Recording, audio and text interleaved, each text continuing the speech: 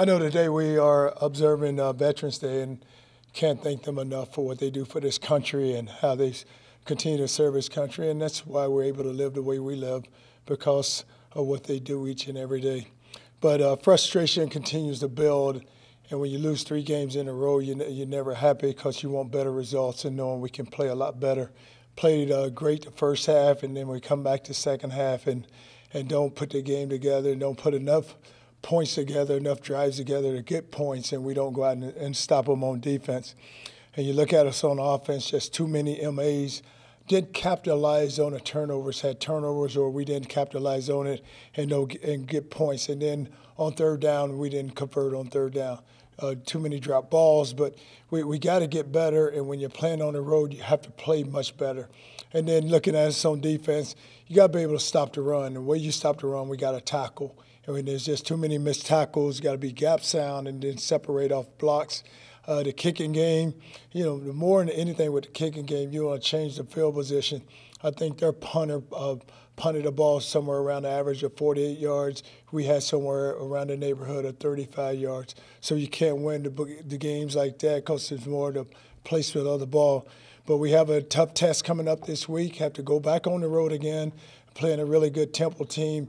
And I just said to our staff, if we win this game, we got to go stop the run because they're going to run the football. And they've shown it last week. The running back rushed for around 200-plus yards, have a really good football team, a very solid football team.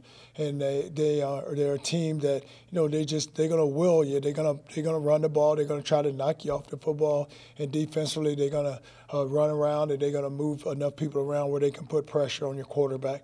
But just want to get back to work this week because I know in this that we're better, and we have to get better, and we got to play much better than what we're playing. What about Barnett? Well, he wasn't able to practice last night, so we go through this week and just see where we are with Barnett, hoping we will have him back. So will you give all 3 of them about equal amounts, or the other 2, or how are you on that? No, if we get him back, then he's going to be the guy that's going to go and practice. If he can't practice during the week, let's say. If he can't practice, then we're going to go with Oladokin and Brad again. So will they then get most? They'll get out. Yes, they'll get all the work in practice. Charlie, when Temple left here last year, they had a new staff and all that, and since that point they've really turned it on. And I'm wondering if maybe a lot of it's just adjusting to Jeff Collins' staff, the new coaching, so forth. Well, and if you look at them, like you said, last season there was a new staff, so they came in, and you have to know who your players are. You get a chance to know your players, and it takes some time for some of those players. And you look at what they've done, even with Russo being a quarterback or even the tailback with Armstead, they found out what they can do and what they're good at. And Temple has always had that air about them that they are a tough team. We pride ourselves on being tough, and that's what they've done this season because I think they tried to spread it out a little. Even with them spreading it out, that you know that you're going to get the run. And on defense they're going to line up and just try to smash you and knock you back. But it wasn't with him just becoming familiar with who his players are and then just building the team around that group. Do you think it's starting out with 7 straight wins gave this team a false impression of how good it was? Well, I think that we played well enough in those 7. And then, I was sitting there just a few nights ago just thinking about our team. We're not good enough to lose a player and replace a player. So we just say when St. Felix went down, we don't have enough depth yet where you can take St. Felix off the field and replace him. Like you saw, even though Brett and Oladokin did a really good job, but the time that Barnett's been on the field, he's gotten all those snaps. So now to take him off the field, and when you're playing with 2 guys, you're trying to get them in the rhythm of the game and try to get them to plays where it's good enough for them. But it's, we had 1 week there, and not that I'm looking for excuses, but, I lose Wilcox now. And that's a big addition to our offense. That's one player there. We can lose a lot of players on offense, but you can't miss him in a game because he does so much for us. So it's, with those first 7 games, we were able to play, and we were playing a lot of guys. We were coming back. We was playing with confidence, but then you hit a stretch. So you play those first 4 games, and now we hit a stretch where there's 8 in a row. So when you start getting nicked up, it's not like we can just replace those guys because we haven't built enough depth yet. Getting Wilcox back, obviously you want him back anyway, but to have that pair of hands, that tight end, that's got to be like reassuring or calming influence to 2 young quarterbacks who don't have much game experience. Well, it would have helped the other night. You look at the other night, the catches that he make and the things that, Wilcox is a mismatch for any team because if you put a defensive back on him, he can overpower a DB and go up and take the ball. And then with a tight end, he's got enough where he can run away from a tight end. He can separate from a tight end. And then what it helps when he's on the field, we don't have to go with 4 wide receivers because it's really you can flex him out and he can be a wide receiver for you. Because right now with the depth of the wide receiver, if you don't have a St. Felix, then you have a Stanley on the outside, you have 8 inside, and then we come back with Solomon on the outside. So you're trying to put it all together, so you need Wilcox so that we can rotate our receivers and keep some fresh guys on the field. Is this a matter of playing for pride now, as far as this team, if they have to just look at, because this program, if you end up 7-5, all that you've built in the last couple of years from a national standpoint, it's going out the window. Well, it's not that. I mean, you look at a lot of teams, and not only us, a lot of teams have lost 3 or 4 games in a row. So it's not that you want to end up like that. But, what we have to do is we have to play together and get our stinger back. And I'm not trying to say where we're going to end up, but, okay, you're right. We took off at 7-0, and the expectation, and everybody's like, oh, here we go. But still, though, we still had a lot of work to get done. And we weren't just when you start out like that, it's not like we were blowing people out. I mean, we had to come back from behind in the Georgia Tech game. Look at the Illinois game, we had to come back. Tulsa, we had to come back. So we were always playing from behind. So we never got up. And you usually find games early where you blow teams out. So when you blow teams out, you can take guys and sit them down and rest. But we haven't been able to do it because every game has been a game for us, and we have been in it.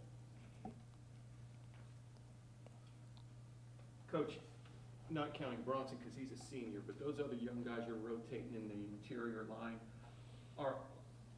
is it your hope they'll get a little bigger as time goes on? Are they big enough yet to do what you need to do? They're not big enough. We have to get bigger, and we have to find a way where we can get them bigger. Because, I mean, you look at Kegler, you look at Boyce, you look at our young guys with Barber and Yates, even Armand, who hasn't played yet. But we're going to have to even we got to get those guys bigger, and those guys need to be around.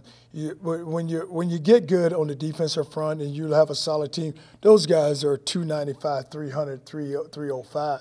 Right now you're playing, those guys are 270, 280. So you playing against, when you play against a 5th-year senior and he's 300 plus, they're gonna move you out of there.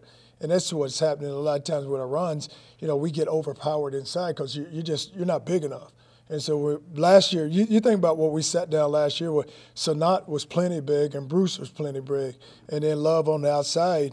But so it was hard to double. If you double team one of those guys last season, then the other guy could make a play. You can double team them now, and then you can wall the other guy. And then when you look at the 2 backers, you want a big backer who you can sit down in the hole. We don't have that big backer right now that you can just sit down and a guy can be an anchor for you. Like Augie. Augie was big, and Augie could sit down and he could take on people. And, moving, Saltel and, he's more of him and Khalid McGee, those 2 guys are more runners. So you got to keep those guys covered up because they're not big enough. So you need a big guy who you can sit down, who you can anchor, and then you have a guy who can run for you. And that's what those are runners. But if you don't have guys, if you let linemen get to the second level, then they can cover them up because they're little, so they cover them up. They can't find the football, and that's the issue that we have. That's right now that he is we're going through a lot of tests with him. So I don't know if he will return this season, but we're hoping that we will get him maybe for another game or so. And Durant Bell's been out since Georgia Tech. Will we see him again? Well, we'll get Bell back. You know, the thing, and Bell's working through some things, and he'll be back.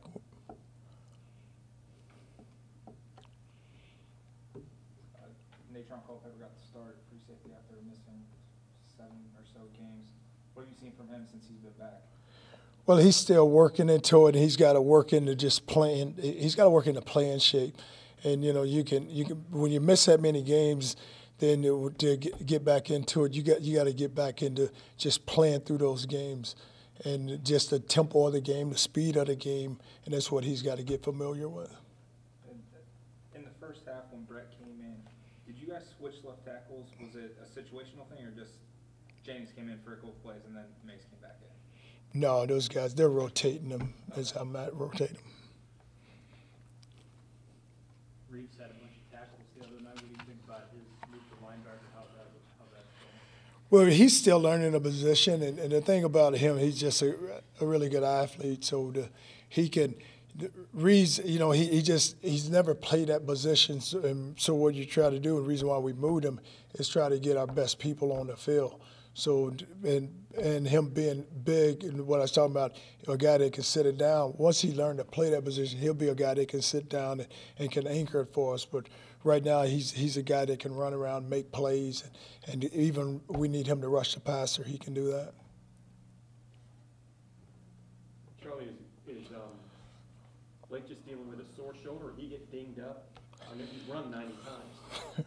He got hit. Blake got hit in the second quarter of the Tulane game, and so it really, you know, then he just, you know, he played through the rest of the game, and then, you know, it was bothering him, but he didn't say much about it. Then he said, "Hey, coach, this not to me, but to our doctor. This is what happened to me."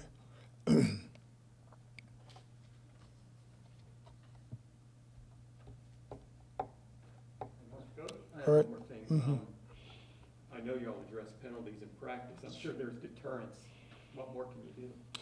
Well, it's, you know, I said it, and you know, sometimes I get a different perspective on that, but you know, we got to be a disciplined team.